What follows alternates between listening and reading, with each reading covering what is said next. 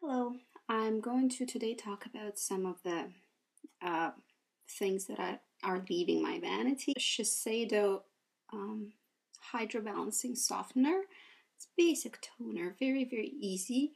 Has a nice little pump. I completely ran out of it and in fact have a backup. So this was a hit with me. It's nothing super special, but it is a nice basic toner. The next item didn't fare well with me, and it is this primer from Physician Formula with coconut water and argan oil. Now, this really didn't work because this oil wasn't the kind that sinks into your skin. This is the kind that sits on top of your skin. I do have dry skin, so for me, oils are a godsend. I use a lot of oils. I use oils basically every day.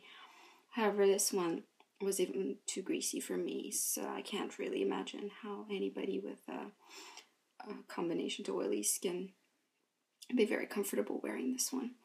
I used it up, but I used it on my body mostly. Next skincare item is this little Lush mint julep exfoliant for lips.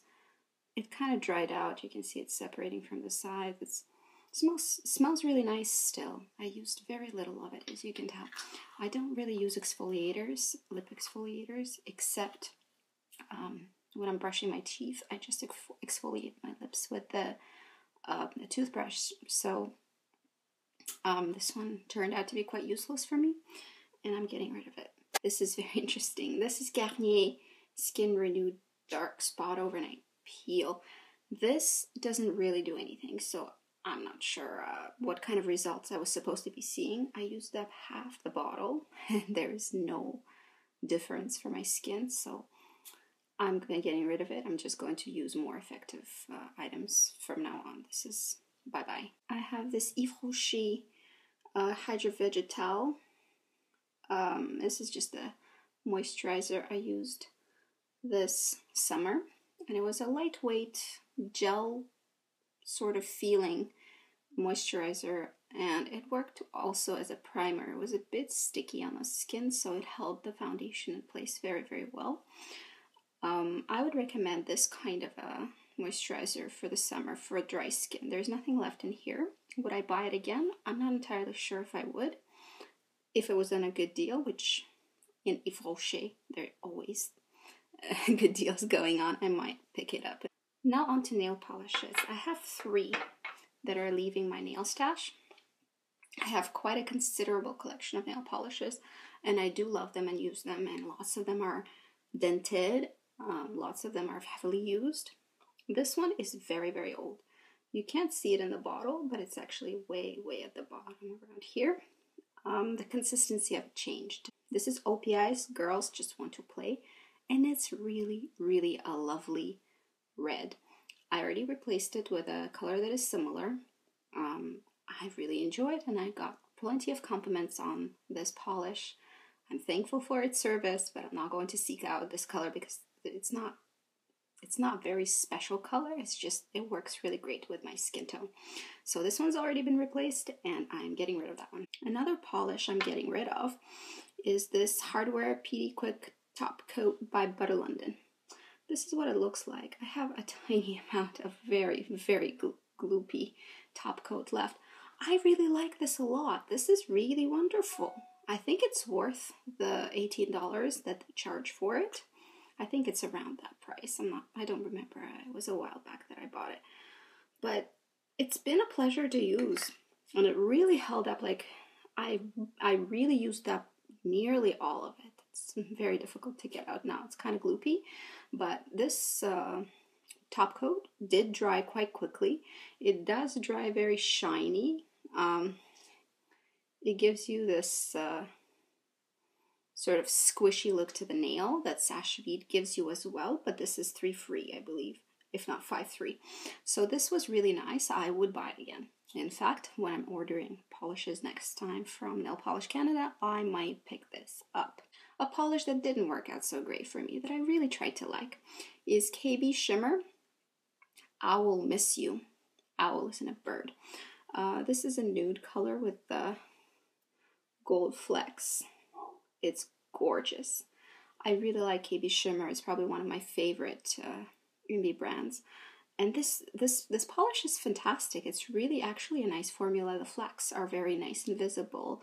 The base of the polish, the actual taupey brownie color that it was sold as a nude, is really quite beautiful. It applies very nicely. However, this is not flattering on my skin tone. The problem with polishes like KB Shimmer, the indie sellers, is that you cannot try it against your skin tone. So you rely on pictures and swatch pictures and blog posts, and unfortunately, it just, you have to have somebody that you follow that does swatches for that particular collection that has the same kind of skin tone you have. Otherwise, it's very difficult to judge, and this just didn't work on my skin tone. It is not flattering. I'm getting rid of a face brush. I have no idea where it came from. I really like the dual fiber brushes, but this one sheds all over my face, so it goes to the garbage. This Dior Show Maximizer. It's a lash primer. It is like a primer serum. It does help my lashes look better under any mascara, and it does help them also not fall out so much. I just used this one out dry. This is my second tube, and I in fact already had purchased the third tube, so this is a big hit for me. Not everybody likes primers. I do enjoy primers. I can talk about primers in the future for like lash primers, but this one is actually quite good. A few mascaras that I used up. I used up a Dior Show mascara, just a regular one. It has this huge wand that is bigger than my eye. I don't love huge wands. It's not my thing. This is an okay mascara, but I am in no hurry to go and buy this again. This is the second tester that I had of it, but I mean, I just don't like the brush. If you don't like the brush, you don't like the mascara. Next, we have another mascara that I do like. Also has a big brush, but this is a silicone brush. A bit easier to work with. You see, also big, but not so massive as the Dior Show. And this is Lash Blast Volume by CoverGirl, the famous Lash Blast Volume. I don't think any other mascara in the Lash Blast line is as good as this one, including the newer launches. For me, I've tried them. This is still a winner. I'm not even sure if I'm going to continue trying any other CoverGirl mascaras. This one is great. I have a beautiful Chanel mascara. I've used this line of mascaras from Chanel extensively. It's Inimitable Intense Mascara. This is in number 40. This is this sort of rouge noir color. I think it was possibly called rouge noir. I don't remember. But this is a really beautiful sort of brown mascara with red undertones. For casual wear, it was very good. The brush is reasonably skinny and small, easy to work with, separates lashes, adds volume. I really enjoyed this mascara, and I'll continue purchasing this range. They come out with a lot of colored ones. I've used a like cobalt blue one from this range. I've used a black one, and I've used this dark burgundy one, basically. And it worked very well until I ran out. This is as good as Anastasia for me. I used to buy Anastasia Beverly Hills Clear Brow Gel, and it's really good. I really like the MAC one as well. This one is much cheaper, and it is readily available if you live in Canada. It is all over Shoppers Drug Mart, and it works just as well, I swear. It keeps your brows very much plastered in place. It's very sort of a bit crispy, but very effective. So I would recommend it. This one looks like this. Looks like this. Next, I have an eye product. I have a Clinique Quick Liner in Black Honey, number 18.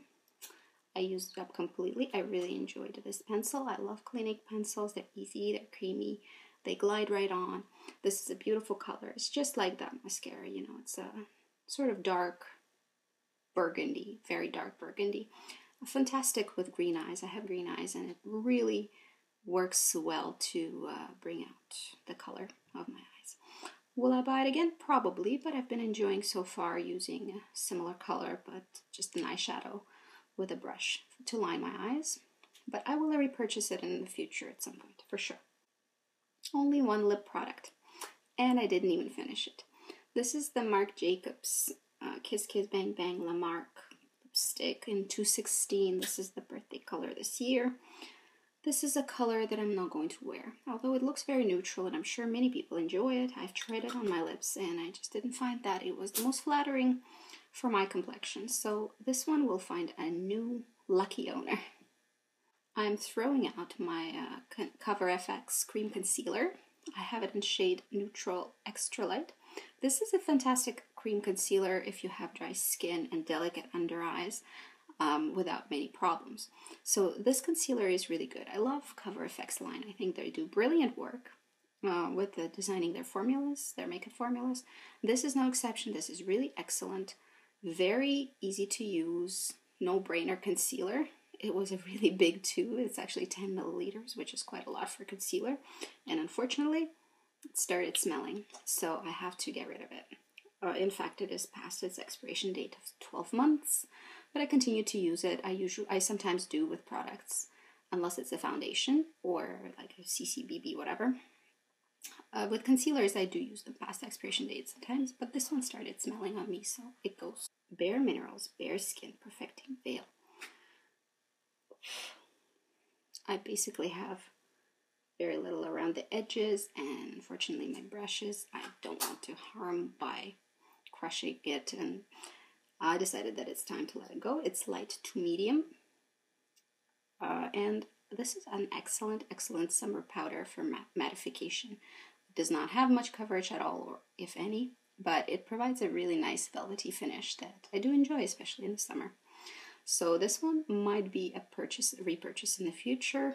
On to a sad part, 2 palettes I'm getting rid of. This one I love. This is a Guerlain Terre Indigo. Beautiful, beautiful palette. Bright cobalt blue, lighter brown, darker brown, and orange. All these colors are really lovely. They blend well, have great pigmentation, excellent staying power. However, regardless of the gorgeous packaging, I'm just not reaching for it. So I thought to myself that it's best to pass it on to somebody who's going to use it. It shouldn't just be laying around. It's a gorgeous, gorgeous product. It needs an owner that is going to give it the respect it deserves. The second one I'm not so hot on, and this is the Stila in the Garden. The shades are really, really beautiful, which is why I bought it. I really don't think that they did a great job on the formula.